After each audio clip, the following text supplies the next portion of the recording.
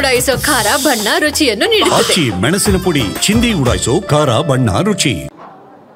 ನನಗೆ ಮಾತುಗಳು ಆ್ಯಕ್ಚುಲಿ ಹೊರಡ್ತಾ ಇಲ್ಲ. ಒಂದು ನಮ್ಮೆಲ್ಲರಿಗೂ ಅನಿಸೋ ಹಾಗೆ ಸಾಹಿತ್ಯ ಲೋಕಕ್ಕೆ ಬಹುದೊಡ್ಡ ಲಾಸ್ ಇದು. ನನಗೆ ನನ್ನ ತಂದೆ ನೆನಪಾದರು.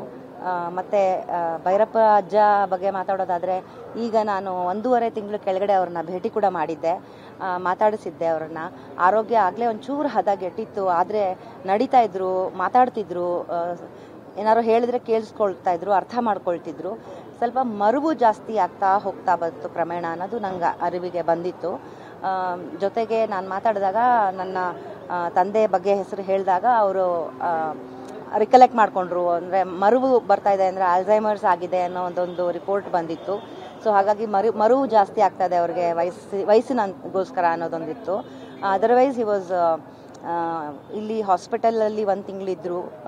ಟ್ರೀಟ್ಮೆಂಟ್ ಚೆನ್ನಾಗೇ ನಡೀತಾ ಇತ್ತು, ತುಂಬ ಚೆನ್ನಾಗಿ ಕೋಪ ತೊಗೊಳ್ತಾ ಇದ್ರು ಅಂತ ಡಾಕ್ಟ್ರು ಕೂಡ ಹೇಳಿದ್ರು. ಈ ಥರ ಅಂದರೆ ಕಾರ್ಡಿಯಾಕ್ ಅರೆಸ್ಟ್ ಆಗಿ ನಿಗಮ ಆಗಿರೋದವರು, ಸಾವಾಗಿರೋದವ್ರಿಗೆ.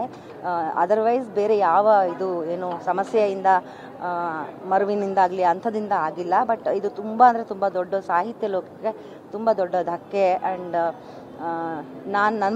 ನಮ್ಮ ಬರಹಗಾರರಿಗೆ, ನಮ್ಮಂಥ ಯುವ ಬರಹಗಾರರಿಗಾಗ್ಬೋದು ಅಥವಾ ಓದುಗರಿಗೆ ಆಗ್ಬೋದು, ತುಂಬ ಅಂದರೆ ತುಂಬ ದೊಡ್ಡ ಹೊಡೆತ ಬಿದ್ದಿದೆ ಅಂತ ನಾನು ಹೇಳಲು ಇಷ್ಟಪಡ್ತೀನಿ.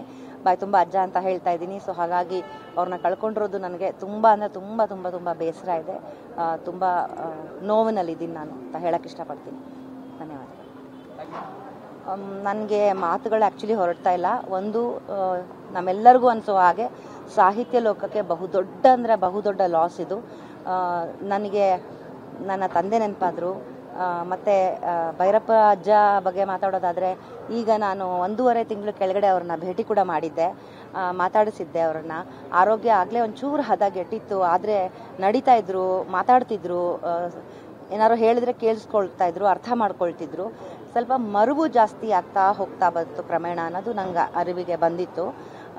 ಜೊತೆಗೆ ನಾನು ಮಾತಾಡಿದಾಗ ನನ್ನ ತಂದೆ ಬಗ್ಗೆ ಹೆಸರು ಹೇಳಿದಾಗ ಅವರು ರಿಕಲೆಕ್ಟ್ ಮಾಡಿಕೊಂಡ್ರು. ಅಂದರೆ ಮರುವು ಬರ್ತಾ ಇದೆ, ಅಂದರೆ ಆಲ್ಝೈಮರ್ಸ್ ಆಗಿದೆ ಅನ್ನೋ ಒಂದೊಂದು ರಿಪೋರ್ಟ್ ಬಂದಿತ್ತು.